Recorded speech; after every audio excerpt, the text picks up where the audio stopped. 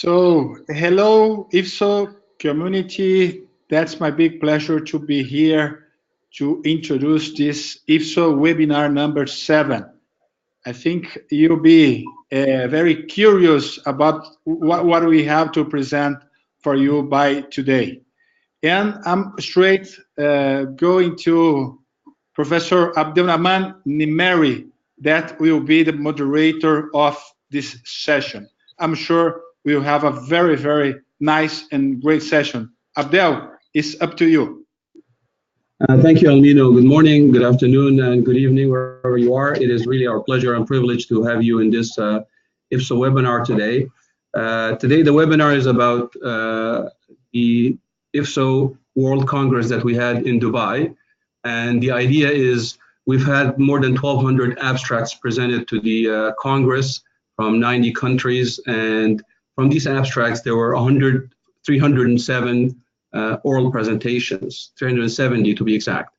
And the communication committee has sifted through those 370 abstracts, and we are going to present over the next hour the top 30 abstracts that were presented. So these abstracts include 9 randomized controlled trials, 10 registry studies, 3 matched control studies, 4 non-matched control studies, and then some other retrospective or prospective cohort series that we'll talk about.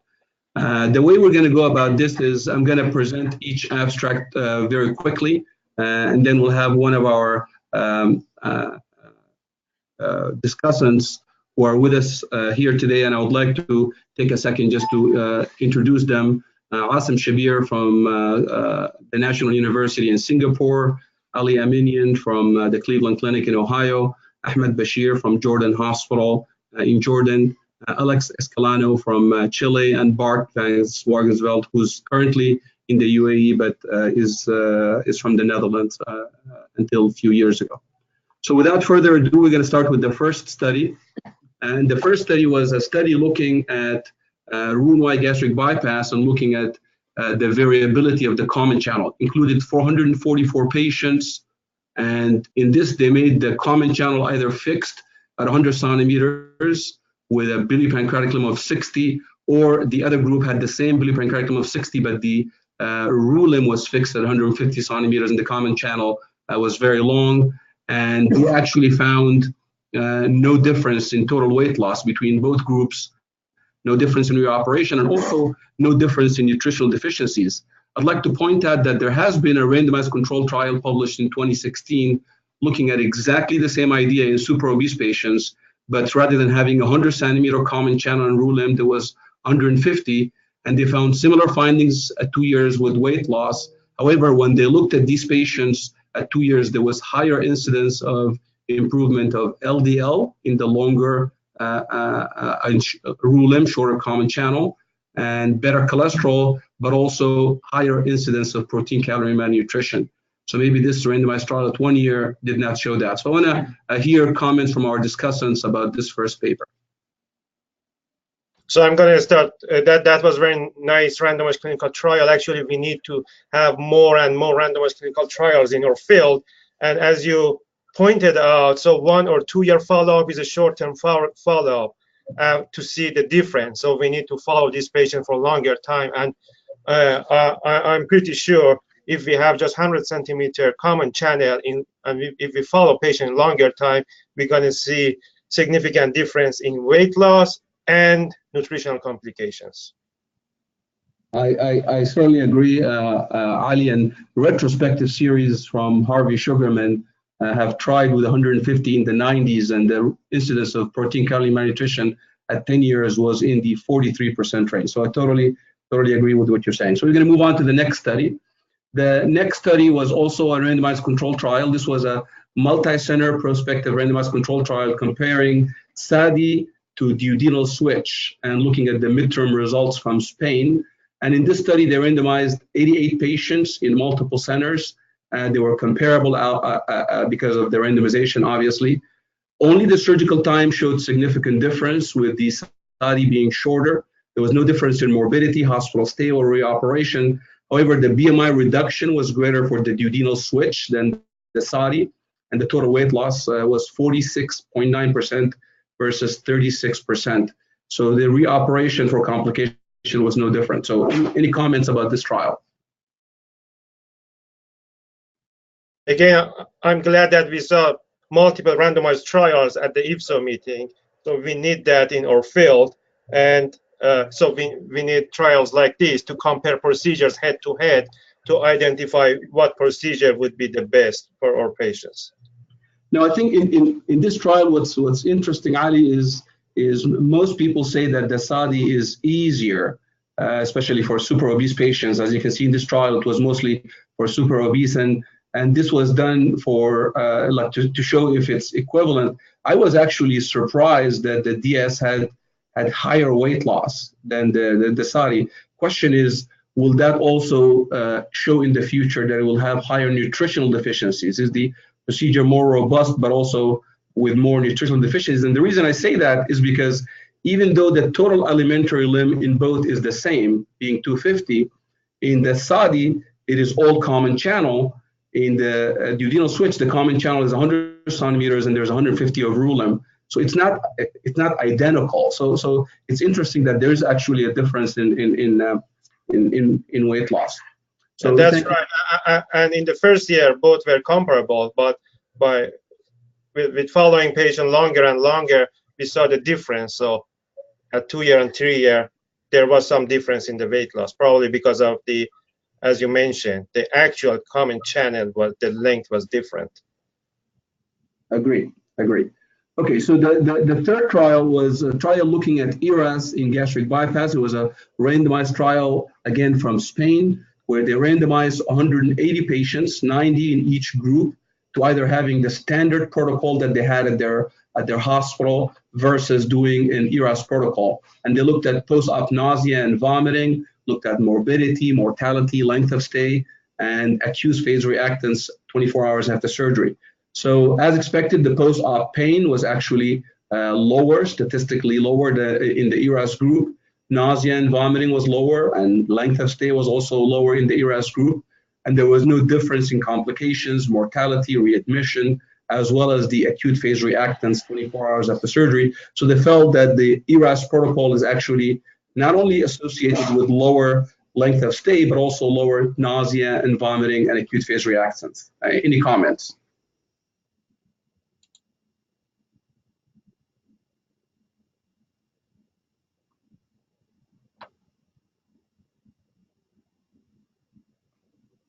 So, and anyone has comments about this trial?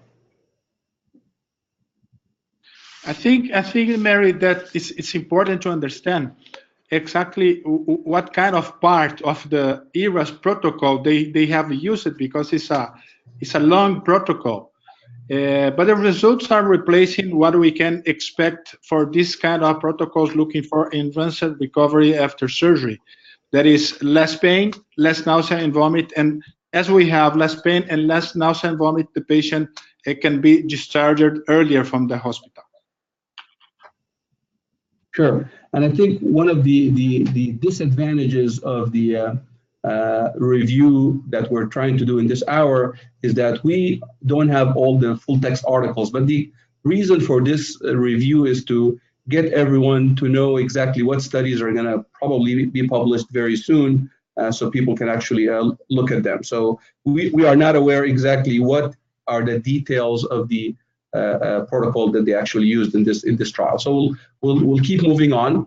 The fourth randomized control trial here was looking at the use of either intragastric balloon alone versus intragastric balloon plus liraglutide at a high dose from Brazil, from Professor Cantos in Brazil. So this study included 90 patients, 64 of them were females. All of them had a BMI of more than 27, and they either had the Orbera intragastric balloon alone, or they had it in addition to high-dose liraglutide at 3.0, which has been shown to be better than sham in the New England Journal randomized control trial. The mean age was 34, and as you know, it's important to look at BMI in these patients. Mean BMI was around 33.9. And most patients completed the treatment, and what they found was that adding liraglutide and combination therapy led to actually better total weight loss compared to just doing the intragastric balloon alone, adding to the literature that adjuvant therapy for patients is better than just one type alone. So any comments? Yeah, thank you, Abdel. This is Bart van Wagensveld. Sorry, my camera doesn't work, but I want to welcome all the IFSO members attending this wonderful meeting. I think it's a very interesting study, and also I think part of the future of our scope of or our armamentarium. I think this study shows that intragastric balloon and pharmacotherapy is more powerful. I have a few comments on this study. It's only duration of 6 months, and I think the study protocol what might be interesting is also what would be the result if you do balloon therapy followed by, for example, medical therapy, to see if you can enhance the weight loss intervention, and finally lifestyle programs or lifestyle change, which should be part of the treatment, should also be taken into account. So I think this is a nice study, and can be a base for many new studies in future. Just one quick comment, Abdel. Just the difference between two groups is about 3 kilogram, 3.5 kilogram, and the liraglutide for a month it's going to cost about more than $1,000 in the U.S. So almost $2,000. So just for 3 kilogram difference in 6 months, I'm not sure it's worth it, but it's a nice study. I think these are excellent comments. As you can see, Dr. Armenian is pointing to the difference here, 18 kilograms versus 21. But being the devil's advocate, you have to recognize that these are patients who do not qualify for any other therapy.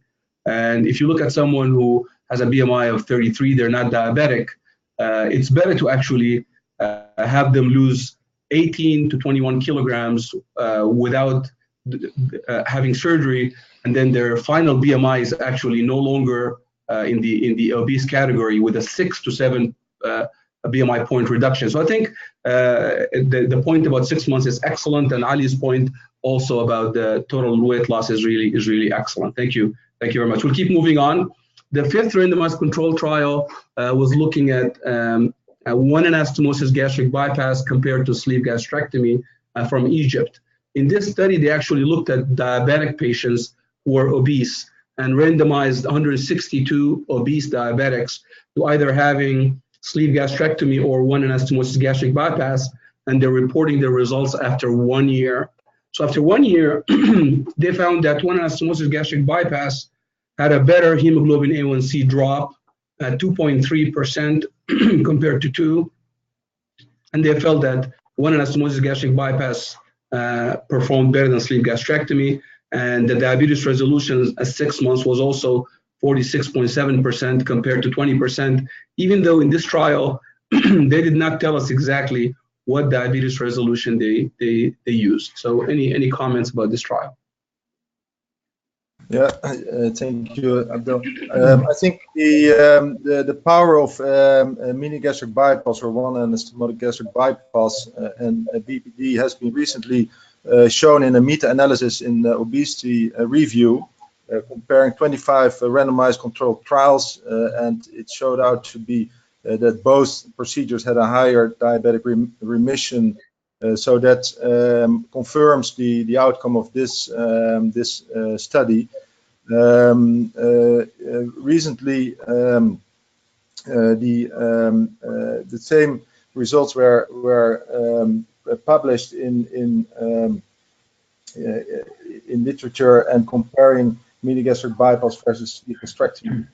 Only 20 patients in each group. In the group of mini gastric bypass, there were 11 complete remissions, which was equal to the sleeve gastrectomy, but there were much more failures in the sleeve gastrectomy group. So this study also proved that mini gastric bypass was superior in diabetes remission. but this was only after 1.5 year follow-up. So I think this is interesting to follow up on more long-term results.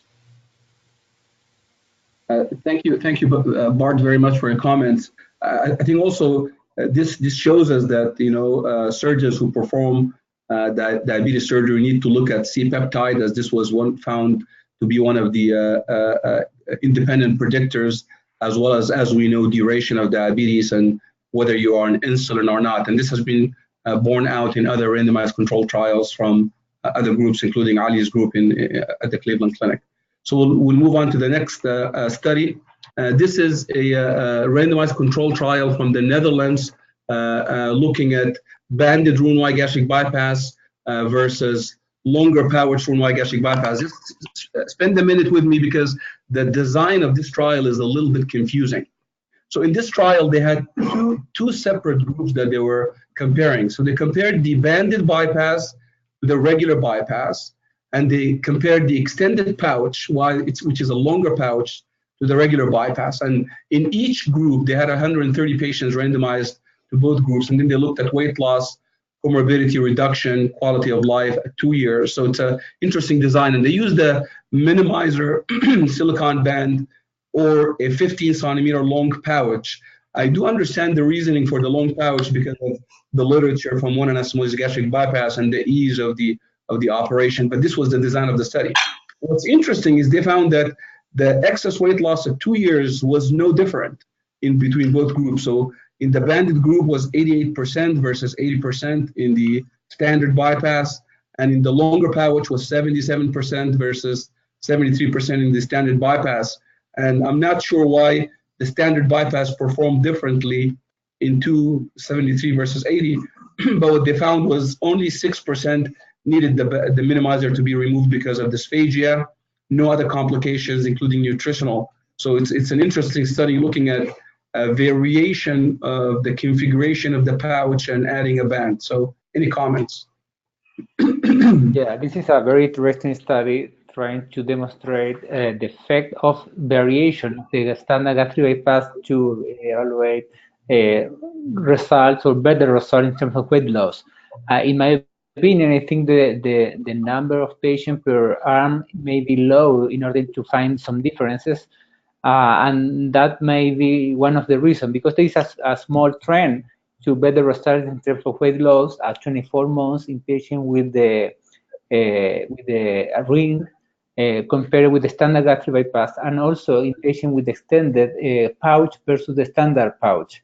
But probably the low number of patients prevents statistical differences.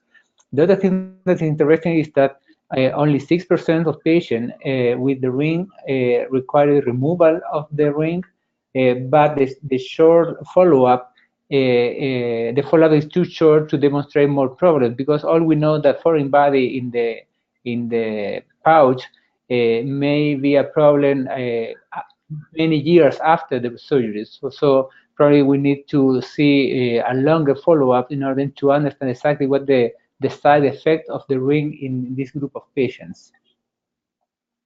Thank you, Alex, for your comments. And I would like to also add that the benefit of the banded bypass in many retrospective and prospective cohort series shows up after the second year, in the year 3rd, 4th, and 5th year. So yeah, even in this study, I think for the patients who had the banded bypass, they are yet to experience the benefit long term. I mean, you're correct. There might be more problems with the band, but also the benefit could come after 2 years. So thank you, Alex, for your comments. The 7th randomized control trial that was presented at this meeting was a trial by Fink et al. From Germany. And in this study, they actually looked at banded sleeve gastrectomy using also the minimizer band. It's a single center study where they randomized 94 patients to either having a sleeve gastrectomy or having a minimizer band closed at 7.5 centimeters. And I think it is important for people who do banded procedures to recognize that if you actually make it too tight, it can actually cause more problems. And that's why they specifically mentioned what band size they did. And they looked at patients at 2 years, both safety, weight loss, reflux, and post-op regurgitation. Mean pre-op BMI was 50, so it was mostly super obese patients in both groups. There was no difference in post-op complications in both groups, but there was difference, and there was no difference also in weight loss. There was no difference in reflux. So they found that adding the band had no benefit, except that the expense maybe of putting the band, but it did not have any benefit, and they did not see post-op regurgitation associated with the banded sleeve. So any comments about this trial? So thank you, Abdurrahman. This is a nicely done randomized control trial, and Dr. Fing and colleagues actually published a 3-year outcome of their matched control series between banded sleeves and non-banded sleeves, actually 2 years ago. And in that study, they actually showed a difference in weight loss, and it was statistically significant, 67% versus 56%. And in that study, they showed no difference in reflux, but however, it showed a significant difference in regurgitation and dysphagia. So using randomization, I guess those results are different completely. And I wonder, and was tighter, it may show a difference in this. Although in that study they used the same 7.5 closure, and understand the minimizer band is actually comes at 6.5, 7, 7.5, and 8. Those are the options to close. Just one. That's a nice comment, Ahmed. So we need randomized trial to answer all these questions. But one quick comment about this concept of band. We talk about all these metabolic changes, neurohormonal changes after these procedures, and I don't understand how just placement of a tiny band around the pouch or around the sleeve can change the results significantly. If we agree that these procedures are metabolic procedures with significant neurohormonal changes, I wouldn't think just placement of single tiny band can change the outcome significantly. It may add to the complications. I think the idea is the prevention of dilatation of the sleeve, and if it affects long-term weight loss. So 2 years is not really a long time, just like the previous comments on the banded gastric bypass. Great comments, and I think this shows that really we cannot get clinical questions answered until we put them into a randomized control trial, because many of the retrospective and the prospective cohort series have a significant bias introduced, as we all know, and so it's the same group doing something that they've shown in a retrospective or prospective cohort that it works, and it works differently in a randomized study. So thank you, great comments, Ahmed and Ali. So the next trial is a trial looking at intraperitoneal marcaine in laparoscopic RoomWide gastric bypass, a double-blind randomized control trial from the Netherlands. And they randomized 127 RoomWide gastric bypass patients, 66 into having intraperitoneal marcaine and 61 without intraperitoneal marcaine. And they looked at the pain scores, abdominal pain at 1, 2, and 6 and 24 hours, and the use of opioids and antiemetics, and found no difference in between them. Any comments? So thank you, Abdurrahman. Again, this is a very nicely done double-blinded. The only non-blinded person was the surgeon who injected the marcaine into the peritoneal cavity, and showing no difference actually corresponds with the same double-blinded trial almost published in 2007. However, in that study, they looked at use of oral opioids on post-operative. That is significantly different in that trial as opposed to this one. Well, I was not clear, Ahmed, where exactly were they injecting? Yeah, in this study, what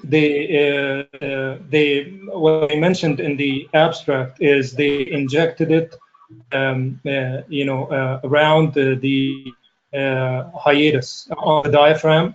In the study on the diaphragm, the previous study, Simon and colleagues injected it around the hiatus before they actually even began the operation. What is not clear from this abstract is when the injection was made, at the beginning or the end. It seems it was not injected, just sprayed. Just yes, put it there. Yeah. They sprayed under the diaphragm. Okay.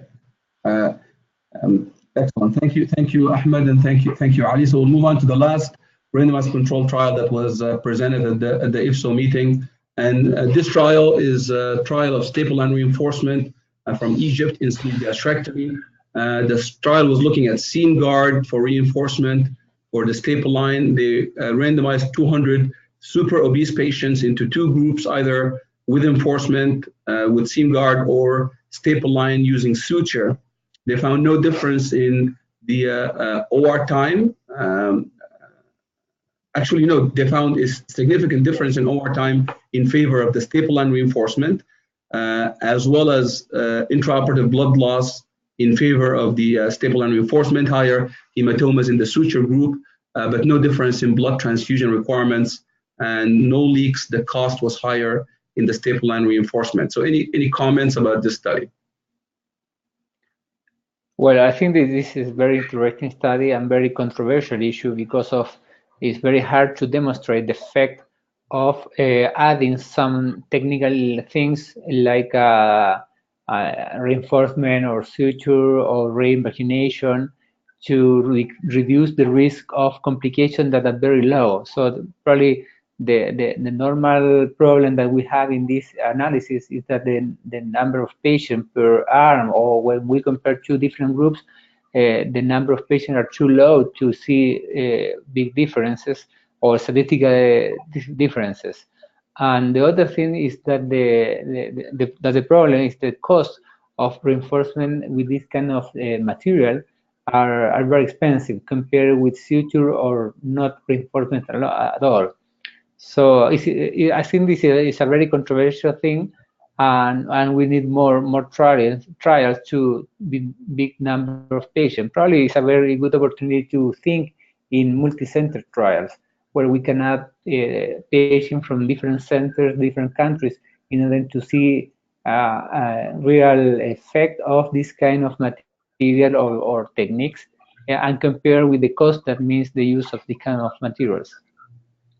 Thank you, Alex. I can also see that there are some questions from the people attending, and we'll get to those questions as we go when we finish. So please keep writing your questions down. Once we finish, I will actually go over the questions. We'll try to get them answered by our faculty. So these are all the randomized control trials that were presented. We're going to move next to the registry studies. These were 10 registry studies that were presented. The first one was a study from Germany, from the famous German registry group led by Dr. Stroh. And what they looked at is comparing sleeve gastrectomy to RoomWide gastric bypass, looked at 21,000 sleeves versus 22,000 gastric bypasses, identical BMI reduction, 15 and 15, and better diabetes resolution actually these numbers are reversed. Better diabetes resolution in gastric bypass, and they found that when they looked at even in propensity score matching, there was no difference in weight loss, but there was better resolution of diabetes for patients after gastric bypass. So any comments about this large registry study?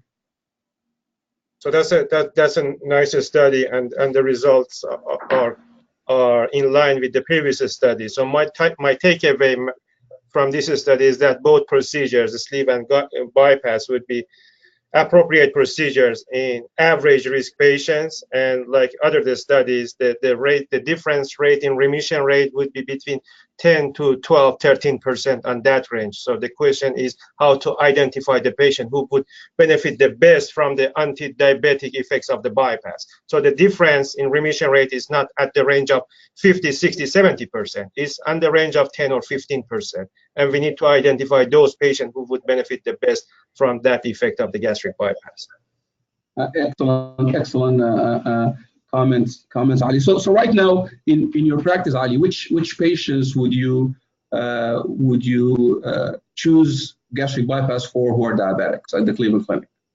So we use the or calculator, the individualized metabolic surgery score, and based on that, just for the purpose of diabetes. Diabetes is one outcome, but we have so many other outcomes when we consider the procedure for a patient. But just for the purpose of diabetes, we use the IMS score. Thank you.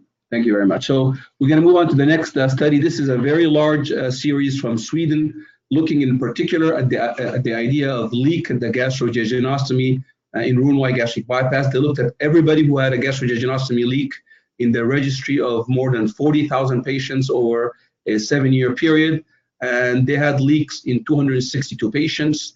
The age was around 44 and BMI about 42. 63% were females. They found that the risk factors for leak were age more than 50, being a male gender, and having diabetes. Found that BMI and smoking did not make a difference. They found that a third of the leaks had stents placed, and there was no surgical intervention in 7% of patients, but a quarter needed an ICU admission, 4% had multi-organ failure, and 1% died. The length of stay was about 3 weeks versus 2 in the other patients, and they felt that having a patient more than 50 and being male gender or diabetes are the risk factors. So comments. So they identified 3 factors: advanced age, male gender, and diabetes. We cannot change the age and gender, but probably if we improve the glucose control before surgery, we can decrease the risk of complications, including leak. So my takeaway message from this study is that we need to optimize patients with diabetes before surgery, have good glucose control, which may decrease the risk of complications, including leak, because that would be a modifiable risk factor. So Ali, could another excellent comment, another takeaway point could be that if you have a male who's more than 50 in your office, you should tell them that your risk of complications is actually higher, and your chance of developing a leak is actually higher.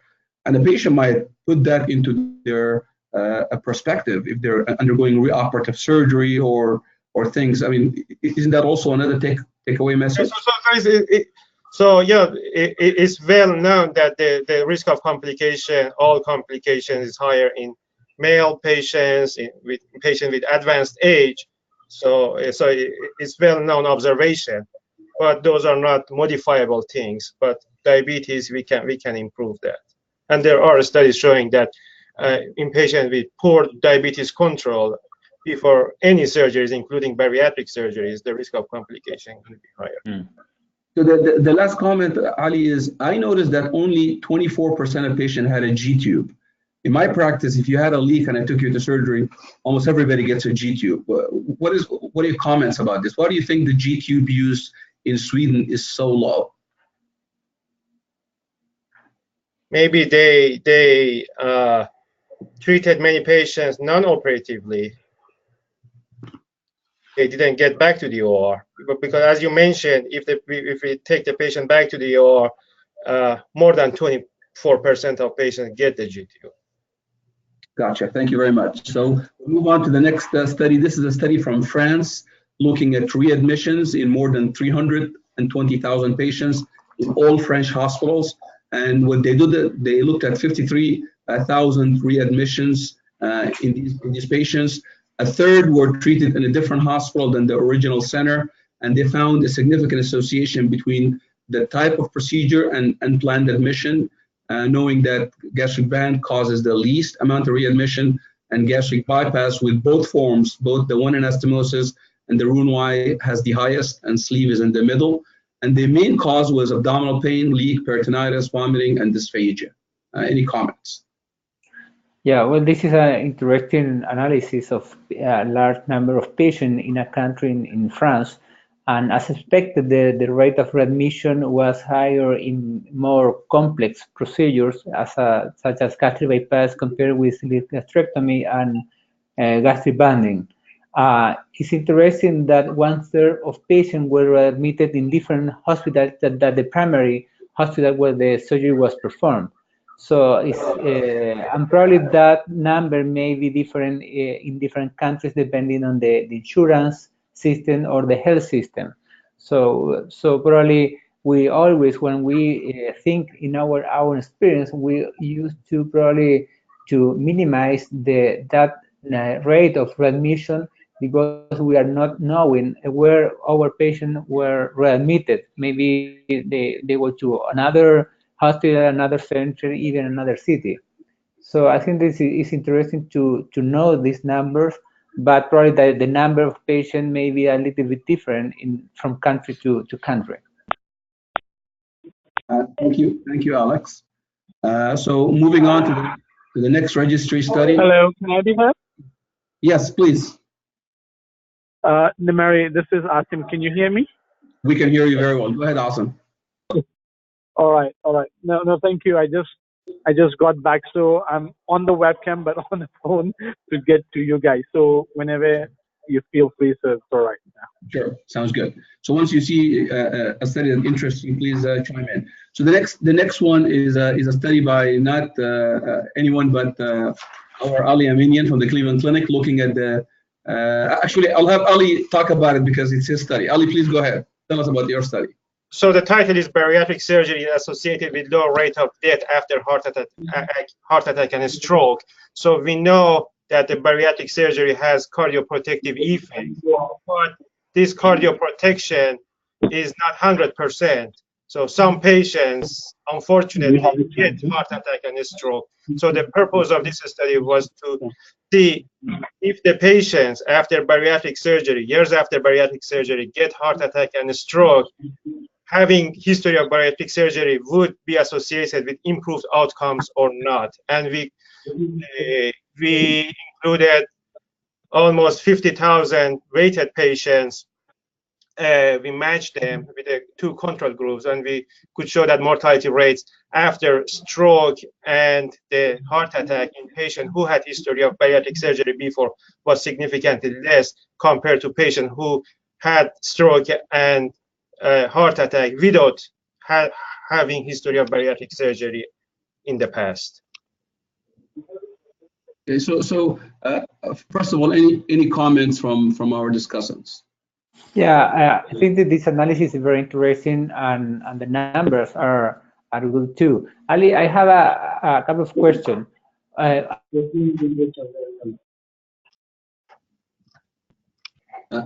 how do you explain the effect of mortality? Excuse me? Your voice. I couldn't hear him very well. Go ahead. Now it's better now. Yeah. How do you explain the effect of reducing mortality rate after myocardial infarction and cerebrovascular conditions in patients with gastric bypass or bariatric surgery compared with not surgical patients? I can find some explanation, but those are not part of the study because it was just the retrospective analysis from the national database in the US. But the explanation would be the surgery can improve the risk factors. After the surgery, we know that we see better function of the heart, lung, kidney. So then if the patient get the heart attack and stroke, if they have better function before that attack, and they may have less bad outcomes. Those would be the explanations.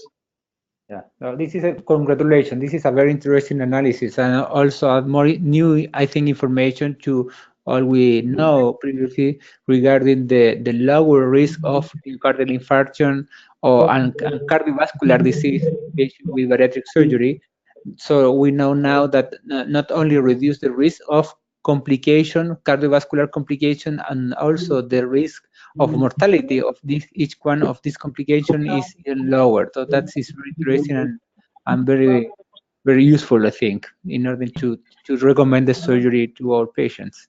Yeah, thanks, Alex. So that was the new message of this study. That even if patient get these bad outcomes, the heart attack and stroke, then the mortality rate going to be less than the patient who didn't have history of bariatric surgery. That's the message of this study.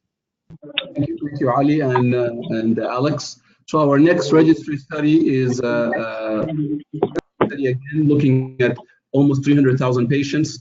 looking at early post-op complications and mortality, and whether early referral helps. So they extracted the data from the database in a 7-year period, and they looked at the implementation of a certain network in France and whether that made an effect or not.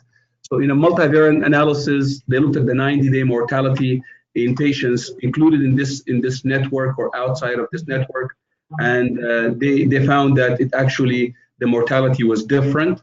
And the other predictive factors were, as we showed in the previous study, age from Sweden, male gender, but also type of intervention and the severity of comorbidity. So we saw diabetes earlier. So their conclusion was that centralized care helps for early post-operative complications after surgery, kind of very close to what we call what's failure to rescue concept. Any comments about this study? So thank you, Abdurrahman. This is an excellent study, and it's a new concept of centralizing post-op care. When they published this article, looking at the method of transport of patients who are complicated, may not be stable. I mean, this is a very nice, well study. Managed to reduce the mortality rate more than 50% in patients who had complications. Looking at our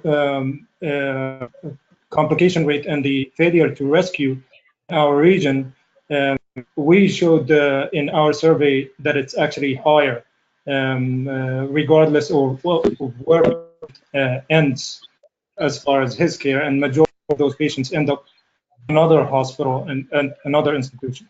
So this is a very nice concept, and it would be, looking forward to reading the study. Interesting. Thank you, Ahmed, for your comments. So the next study is from Canada, looking at the public healthcare system there, and they wanted to see in a retrospective fashion whether patients who had RoomWide gastric bypass would actually have less or more visits to their family physician. So they looked at more than 6,400 patients, around 6,000 who had gastric bypass and 500 who had sleeve gastrectomy. And they found that in the first year, there was no difference in the number of visits to their family physician. However, if you go after the first year, between year 2 to 3, there was a statistically significant decrease in the number of patient visits to the primary care physician if the patient had surgery. And overall, they felt that patients who had surgery were visiting their family physicians less. So it's interesting in looking at it this way as well. So any comments about the study? It is another large number of patients study. The only difference in the visits was actually 4 to 3, so it's 1 visit, but the number was statistically significant.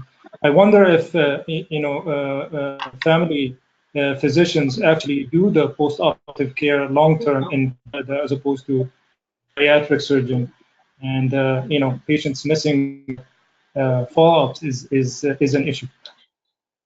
Right. So the question is whether the patients after bariatric surgery are not showing up because they're doing better or because they're just missing follow-up, which is difficult to answer, but nonetheless a very interesting study. Thank you for your comments, Ahmed.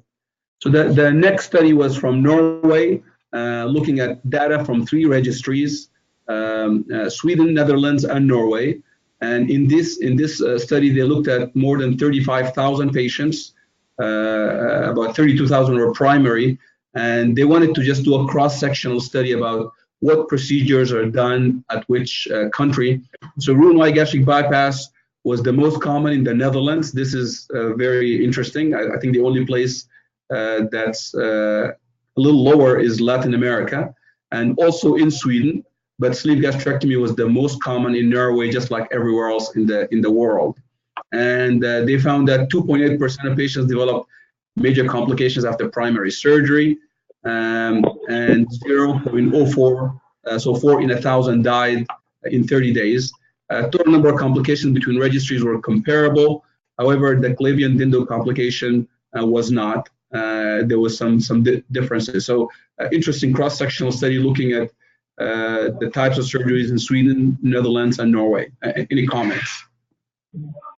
Yeah, thank you, Abdel. I think if you look at the number of patients included, it's really, really impressive, and I think this is we have to be careful about, because there might be some bias also if we compare registries,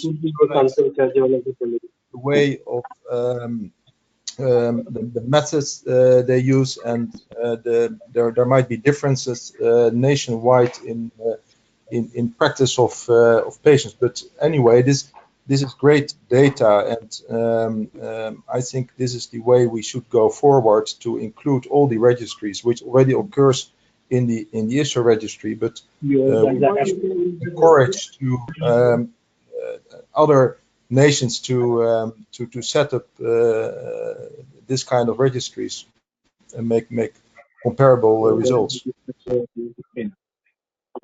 Okay, and thank you, Bart. And it would be interesting when we read the manuscript whether the difference in the Clavien-Dindo classification was mostly in the sleeve patients in Norway having the complications. It would be interesting to look at that.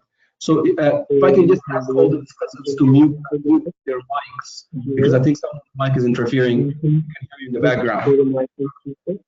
So the next study is a study from Taiwan. It's actually a very interesting study looking at their healthcare system. And what they did is they looked at patients with history of gallbladder disease and malignancies, excluding them, looking at, in particular, what's the effects of gallbladder disease in obese patients having had bariatric surgery. So they looked at three different groups. One group was patients who had bariatric surgery, about 2,300. Patients who did not have surgery, and 8,000 from the general population. What's interesting is they found that having had bariatric surgery does not increase your risk of gallbladder disease compared to patients who did not have surgery, which is quite interesting. So any comments about this study? Yeah, thank you, Abdel. This study is recently published in Obesity Surgery this month, so we can all have a look at it. I think these results mainly deal with gallstone formation and complications of gallstones, and I think it's another study showing that routine cholecystectomy is not indicated in bariatric surgery, and is not different from the normal practice that we do in patients with symptomatic gallstones only. So these are nice figures. Another review and might be another angle associated with gallstone formation and interesting for future studies is about the use of ursodeoxycholic acid to prevent gallstone formation, which has been shown in a recent systematic review in obesity surgery from a group. So I think this is an interesting area that might need some more research, but has some very clear and reproducible results. Thank you, Bart. So the next study is from the Netherlands, looking at individual physician volume, hospital volume, primary bariatric surgery. So they looked at three groups over a 3-year period: low volume hospitals, less than 1,500 cases; medium volume, 1,500 to 2,500; and high volume, more than 2,500. I guess these numbers are only relevant in the Netherlands, which is amazing. So total of 27,000 patients, and they found that there were 7 low volume hospitals, 5 medium volume hospitals, and 6 high volume. And compared to patients, the volume outcome relationship for short-term postoperative complications was driven by both, not only physician surgeon volume, but also the hospital volume, which is something very, very interesting. So any comments about the study? So, Nimari, it's an interesting study because it is one of the rare studies that actually looks at the influence of physician volume as well, and not only hospital volume. I mean, there have been publications in 2012 and also other publications that look at national databases and comparing high volume centers, essentially the number of patients in those. But the take-home message from this one was really important because it looked at the influence of physician volume as well, which made an impact on the outcome, and not only in the short term, which included morbidity and mortality of these patients. So I thought that it was a great study because we know that hospital volumes do increase mortality by about 2.9% in low volume centers, and morbidity about 1.3% morbidity, depending upon procedure type. But the impact of physician, the influence that the physicians and service that they provide to their patients also impacts the way we treat our patients, something interesting in this patient. So what a normal surgeon would be exposed to over his duration of training, or the number of patients he treats, actually makes a difference in the long term when the outcomes of his patient is important. So important to take back that not only volume of a hospital, but also volume of an individual physician actually counts to the mortality and morbidity. Again, coming back to the learning curves and then maturation of those learning curves. Thank you, Asim, for your comments. I want to ask Asim and everyone to mute their phones and their computers once they comment. So just to make sure the background noise. The next one is another study from the same registry, same senior author of Taiwan that presented that gallbladder group, looking at another idea, whether the risk of hepatocellular carcinoma in these patients is higher in patients who had bariatric surgery versus non-surgical group. Again, the same methodology, 4,000 obese patients. They looked at 2,000 who had surgery versus 2,000 who did not, compared to more than 8,000 patients in the general population. And they found that for obese patients, the risk of hepatocellular carcinoma was higher than the general population. But after bariatric surgery, the risk decreased in these patients even lower at not only the non-surgical group, but also the general population. So very similar to what Ali Aminian showed earlier with stroke and MI. So any comments about this study? Yeah, again, Memory, this study comes from Taiwan, and Taiwan has a very huge experience with hepatocellular carcinomas, and they have a very nice database that maintains a national database because I know their healthcare system. So they've basically compared obese patients, those patients who've gone through bariatric surgery, and a group of non-obese patients, general patients. So what I do find, and which I couldn't get relevant answers, which I would like to know and will probably come up in the manuscript, is what is the influence of hepatitis B in developing hepatocellular carcinomas in these patients? Because they do undergo bariatric surgery, but what role has hepatitis B played in it? Because if you look at the graph that's put at the end of the table, there is a significant number of patients who actually have concurrent hepatitis B infection in these patients. Now, whether this is purely an effect of bariatric surgery in treating NASH and its consequences, which will go on to develop hepatocellular carcinoma, or is just they're better treating the patients with hepatitis B, or the number of patients in hepatitis B in the bariatric group is somewhat lesser as compared to the others. What exactly is the confounding variable and have the control for it is going to be nice to see.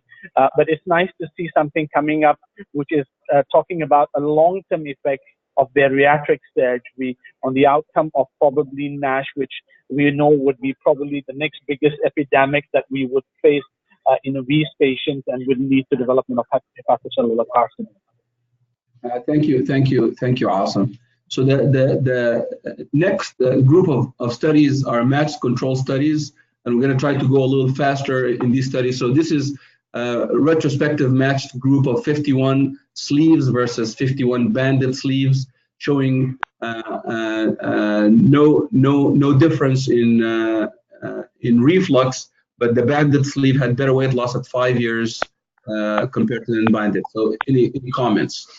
And higher regurgitation as well.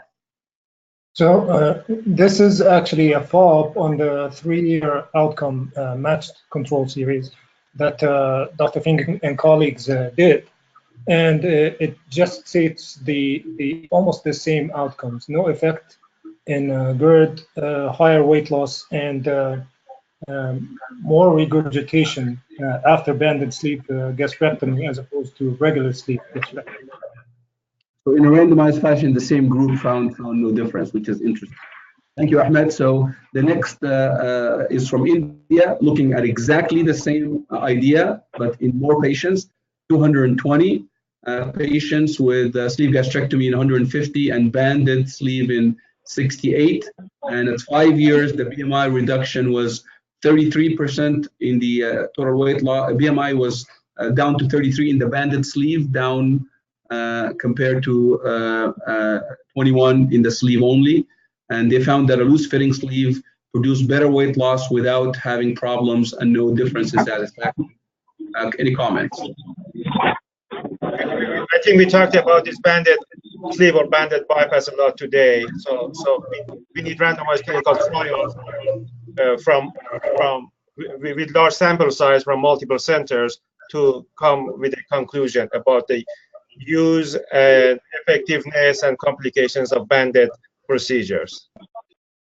Thank you, Ali. The next study is a matched control study from the US, from Fayed et al. And in it, they looked at endoscopic sleeve gastrectomy versus sleeve gastrectomy at a single center, and they matched patients 3-to-1.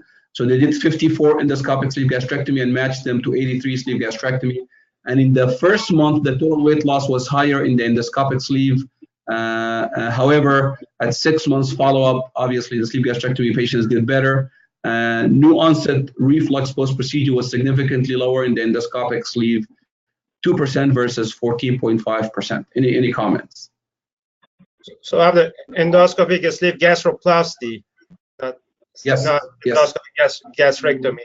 So I think the endoscopic sleeve gastroplasty at the best will be similar to gastric laparoscopic gastric plication, and even in long term, I think the result would be inferior to the plication, because in plication we can take big bites, but with endoscopy it's going to be just mucosa or submucosa bite. So I think at the best, the long-term result going to be very similar to the plication procedure. This is a short study, which is well done, but it needs larger sample size, more follow-up. Thank you. Thank you. It's very difficult. Abdel, it's very difficult to understand why in the first month we had more weight loss with endoscopic treatment than with sleeve gastrectomy, because theoretically the patients are under the same diet. They have a procedure that is very similar. So it's difficult to understand why we have this difference just in the first month. So I think you have a good point, but if you look at their data, the endoscopic sleeve gastroplasty was 9.8% with a narrow standard deviation, while the sleeve gastrectomy was 7.5 with quite a wide standard deviation. So I'm not sure if they had, I'm not sure, a small number of patients. I really can't figure it out. But I think at 1 month is so early. We'll see what their manuscript shows. But excellent comment, Almino. I do not have an answer. So the last 7 studies we're going to present real quick here. First one from Lebanon, AUB, looking at sleeve gastrectomy, hiatal hernia repair, and reflux. They took 150 patients and did hiatal hernia repair in a third of them, and then did symptom questionnaire and compared them. Now, it's important to note that they did posterior crural repairs in all of them. The patients with hiatal hernia were more males, and more of them had esophagitis. So there's a selection bias. But they found that the total PPI dependence did not change at 6 months post-surgery, and quality of life was significantly better. Please disregard this conclusion. It's wrong. It's from the other study. So they found that hiatal hernia repair was a little better. So comments. Well, this is another controversial topic in sleeve gastrectomy and GERD. There are some papers demonstrating, or at least suggesting, that the small hernia repair concomitant with the sleeve gastrectomy does not prevent reflux on future. I think these papers are more or less in the same line, with a very small number of patients. So I think this is still controversial, and we don't know exactly what to do when in hysterectomy in patients with a small hiatal hernia. Thank you, Alex. The next study is a study comparing antral transection very close to the antrum within 2 centimeters versus 6 centimeters from Japan. This study is only, it's not randomized, and they found that the weight loss was better when you go closer to the pylorus. 70 patients in 2 groups. Comments, so it's a very small study. Yeah, this study is very interesting, showing that antrectomy is better in terms of weight loss and also in terms of use of PPIs compared with the standard oligotrectomy with antrum preservation. I think this year after year there's more evidence suggesting that starting the cutting the stomach closer to the pylorus may be better in terms of weight loss, and probably also maybe better in terms of reflux. I think this study is another small study suggesting the same direction, but again we need more numbers, more study, hopefully a randomized control study with long-term follow-up. Okay. So, and I think what's interesting is the MBS-EQUIP study that looked at more than 190,000 patients showed that the weight loss is actually at least short-term better in the 6 centimeter, which is quite interesting. And previous randomized studies showed no difference in between them. I think we need a randomized study to actually be able to answer that. This is a next study from Brazil looking at, in non-randomized fashion, group of close to 400 patients having tranexamic acid versus none, done in succession. They found that no VTE or mortality difference, but the use of tranexamic acid led to less bleeding compared to not using it. So comments about the study. Well, this is an interesting study with a small number of patients that suggests that the risk of bleeding using tranexamic acid may be lower. I think this, the results should be analyzed with caution, because of at the same time we can also have the problem of thrombosis, DVT or PTT, and also especially in patients with sleeve gastrectomy, we know that there's a high risk of portal vein thrombosis or mesenteric vein thrombosis, and we don't know if adding tranexamic acid may increase that risk. So we need more numbers in order to evaluate the pros and cons of use of this kind of drugs to prevent bleeding, but that may increase the risk of thrombosis in some patients. So I think this is interesting to see what are the results of this kind of study in future. So I agree, Alex, great comment. The numbers, I think, are not an issue. They're large numbers, but what would be interesting is, how many of these patients had staple line reinforcement, how many were oversewn to better delineate. So for the sake of time, we're going to keep going. This is a study looking at a fast track in primary bariatric surgery. As you can see here, 600 patients versus revision. And they looked at the length of stay, primary versus revision. And they looked at readmission, and they found that one-day discharge in revisional surgery is safe, but had higher readmission and a higher reintervention, which is actually contrary. So the conclusion really does not support their data. I would have said, looking at this, is that fast-track surgery and readmission is no good. But I want to hear your comment.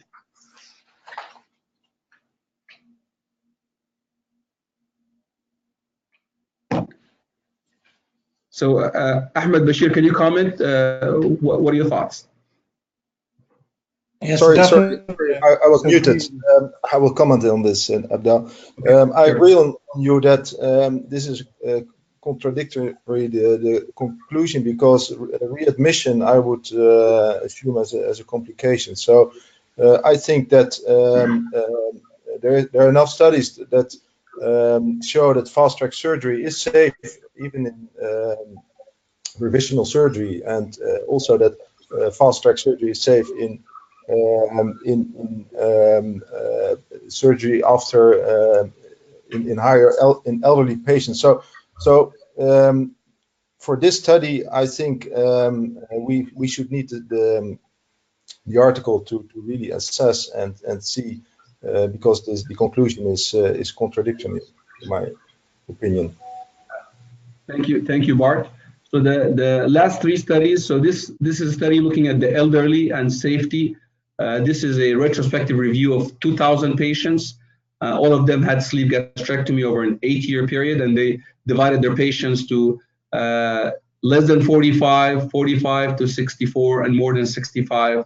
And they looked at the weight loss, and they looked at resolution of comorbidities, and they found that sleeve gastrectomy was safe and led to actually good results in the elderly population more than 65, even though it was a very small number of patients, only 35 patients more than 65. Any comments from Italy? Yeah, I think the number of patients is very low. I think it's a nice study to discuss, but with low numbers. What I was puzzled that the loss of follow-up was much higher in the elderly group. So I don't know how that influenced the results, but I think there's quite some bias in this study. I agree, and the follow-up rate in total is less than 37% in all three groups. Thank you, Bart. So the last two studies to talk about, last three actually, this is a study looking at 5 years primary bariatric surgery outcomes, retrospective data from more than 9,000 sleeve and gastric bypasses, and they looked at patients at 3 months, low responders, patients with insufficient weight loss, and whether that could actually predict their 5-year time. And they found that the weight loss at 3 months after both sleeve and bypass is a good predictor of where the patient falls after 5 years. So I think it's an interesting study because this has maybe relevance to looking at your patient at 3 months. If you're not happy with their weight loss, maybe that would be the patient to send to your primary obesity medicine specialist for medication. So any comments about this study? Yeah, so we published about 5 years back and looking at 3 years outcomes, especially for left sleeve gastrectomy, and we found the same outcomes, and we published in short. And so this is a further affirmation to the same fact, because the study now goes on to about 5 years in outcomes, looking at a very large number of patients. So there was a recent paper, I think about a year ago, which looked at why early outcomes would predict of long-term better outcomes in these patients, and they found out that patients who actually made lifestyle changes like eating more protein diet and making calorie adjustments early in their life would then carry on for the rest of their life, and they would have better weight loss results compared to the other patients at 3 months.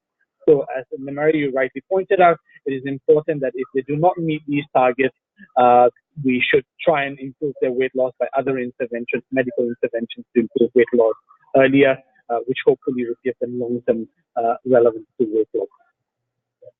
Thank you, Hassan. I think what's interesting in this is it's not 2 years, it's only at 3 months. So 3 months is actually a very practical time where you can actually make significant decision changes in the patient with the advent of the newer medications you have.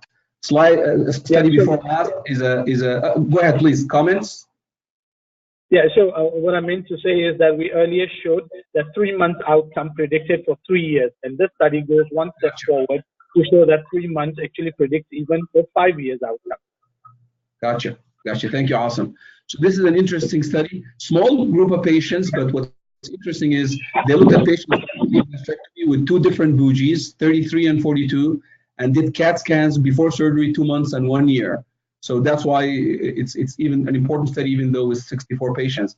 And they found no difference in the gastric volume increase after surgery at 1 year and 2 months, and no difference in the total weight loss with the bougie size. But they found a significant correlation between the resected stomach and the size of the stomach. So they felt that the stomach was not really expanding, but if you removed less stomach, there's less weight loss. Interesting study. Any comments? Yeah, so the first thing is that there are different ways of measuring volumes, and I think what most people accept is the 3D CT volume to be the standard rather than being a simple plain CT scan. And there is a study that was just recently published, I think in the December obesity surgery, which looked at gastric volume and excess weight loss at 6 months, and anything above 100 predicted of poor weight loss, excess weight loss. So I think I would really love to see the multi-slide CT scan. What kind of a CT scan is this? Because at what point in time is it really taken? Because if you are on a very low calorie diet, stomach volumes are small, you go in for surgery, volumes may not be as appreciable as they would be later on. So there is some few things on the technicalities of doing the CT scan that needs to be clarified. But as you rightly mentioned, what is important here is to take away is that it is how much percentage of gastric volume that is resected is actually correlating to the long-term excess weight loss. So maybe, and it's totally a different way of not looking at the remnant of what is the percentage of what is excised that is making a difference here. And I think more studies will be needed. Thank you, Azim. So last but not least, a questionnaire study from the MENA region looking at 148 surgeons, 74% response rate, and they looked at one anastomosis gastric bypass. What's interesting in the study is that the most common procedure is sleeve gastrectomy in the region, but the most common biliopancreatic limb length is 200 centimeters. I think this is important because the recent randomized study published, actually presented at Obesity Week, showed that this is maybe too long. 72% of the surgeons did not measure the total length of the bowel. Half of the surgeons offered treatment, one anastomosis for patients with reflux, and a third for patients who have active smoking. And what's interesting is revision of one anastomosis gastric bypass for malnutrition, styrorrhea, or bile reflux was reported by 41% and 32% of surgeons, respectively. So, any comments? This is a work from scientific committee of the, and it's a very interesting study of the indications, the misconceptions, the early complications and late complications of one anastomosis gastric bypass, and looking at the most common biliopancreatic limb, like you said, Abdurrahman, you get long-term, malnutrition, diarrhea. We in the survey, the 4 patients who actually had a mortality due to malnutrition and liver cirrhosis from malnutrition. So, long outcomes are needed, and more studies are needed. And I think the 200 fixed number is an issue because of the variability in the length of small bowel, and maybe the use of a percentage would be better in those patients. So I want to just go to the few questions we have. Before I do that, I want to again thank the members of the communication committee who reviewed all these abstracts. In particular, thank our discussants today, Asim Shabir, Ali Aminian, Ahmed Bashir, Alex Escalano, and Bart Transwagensfeld. So we have few questions from the audience. So Ashraf Haddad asked about the liraglutide study. Wouldn't it have been better to actually have a third arm of that study of just liraglutide alone? Any comments about this question? No, that is an interesting study to do. And, a Brazilian study, one comment that we did not mention is the fact that balloon alone had a great result at almost 78% excess weight loss, which is something that a lot of patients do not get. To see the effect of Saxenda alone would be great. Thank you, Ahmed. Iyad Wahabi from New York, from Buffalo, had a comment to answer the question by Almino Ramos, our president, why endoscopic sleeve gastroplasty patients had more weight loss in the first month. He said maybe they have more nausea and vomiting. I think that's an excellent comment, Iyad. So Nail Abdu asks, all bariatric surgery patients, should they have hemoglobin A1C before surgery, even if they're not diabetic? Any answer to that question? I can speak not out of paper readings, but for the Asian practice, we do HbA1cs for all our patients. We find a significant proportion for them. We have just submitted an abstract as well for about 250 patients, and we find a considerable number of patients who are not diagnosed with diabetes or have improved fasting glucose, and we've been able to show that their improved fasting, the impaired fasting glucose gets so much better after their bariatric surgery. So we do practice as a standard of care, but the guidelines do not say it to be done as the norm. Thank you, Awesome. So the next question, whether we're going to have some of the presentations of the IFSO Dubai meeting on the website, I think this will actually come. It will be released over the year. So stay tuned with the IFSO Virtual Academy. So a question about fast track from Ashraf Haddad from Jordan, saying that it requires intense counseling and education pre-op. I agree. There is a question from Esther Mans. How was GERD assessed in patients after banded sleeve? Only by PPI intake and symptoms?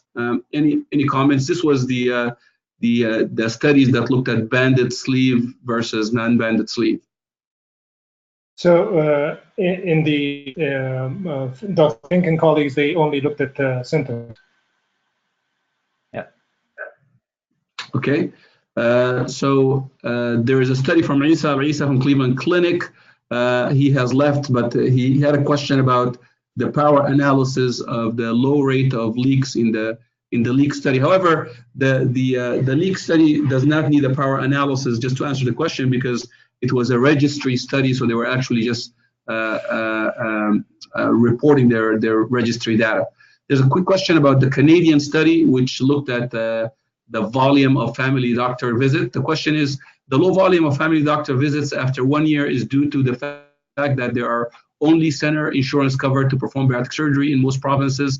The family doctors are not familiar with the potential complications, and the centers tend to be very busy to keep track of their patients after surgery. So maybe the authorities need to open up. It's mostly a comment. So finally, the last question we have here, what do we mean by diabetic control or optimization before surgery? This question was for Ali Aminian. So if any of you has a comment about it, you can say.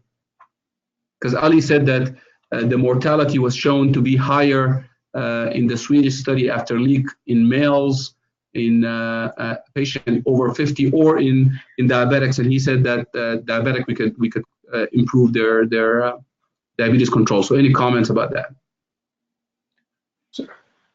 So I think optimization of all medical problems is important, and diabetes involving endocrinologists in optimizing the care and will improve outcome, and that was shown in many studies.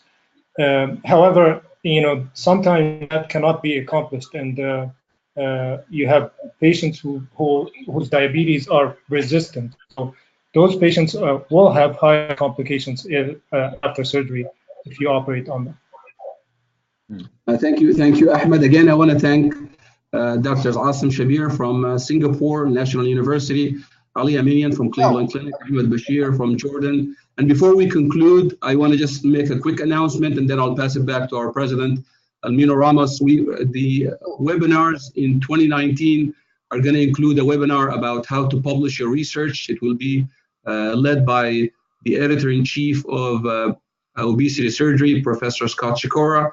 We're also going to have a webinar about social media for a bariatric surgeon that will be led by the communication committee. So I want to thank you all for tuning in, and I want to just turn it back to Professor Almino Ramos, the president of IFSO, if he has any comments or concluding remarks.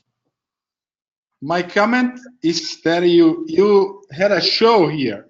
That's a showroom of bariatric surgery.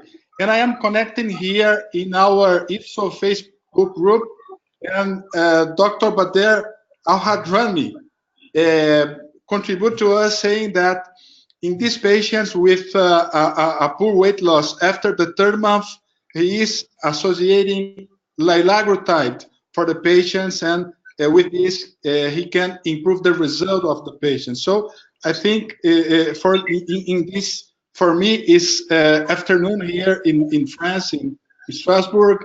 We did a great job. Congratulations to you for the idea. That's a great show. And I hope that we can do something every month like this, because it was really very, very nice. Congratulations, Abdelni Mary, Alex Escalona, Ahmad Bashir, Hassan Shabir, Bart van Vansen, and Ali that have to leave the meeting, Manuela for the organization of this meeting. Really, it's the word in Portuguese for you, for understanding Portuguese, sensacional, beautiful. Congratulations.